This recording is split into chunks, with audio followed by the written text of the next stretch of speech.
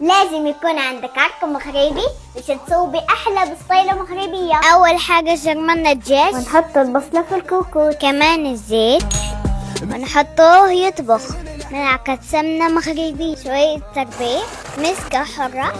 دابا غدا نحط الدجاج، نحط على التخميرة كرفة، نزيد البيض، نحط اللوز المقلي في الطحانة، سكر بودرة، ملعقة كرفة، ونحط الزبدة، نعلقه كل شي مزيان، ودابا نحطوه بكات بسطيلة. والطبقة الأولى الدجاج، الطبقة الثانية بيض، والطبقة الثالثة لوز معلق. دابا نلمط البسطيلة، ودابا نحطوه في الفرن. فاتن العسل هي اللي بتزين ديما مغرب. ايوه مرحبا بكم. صحة الراحة يا اختي.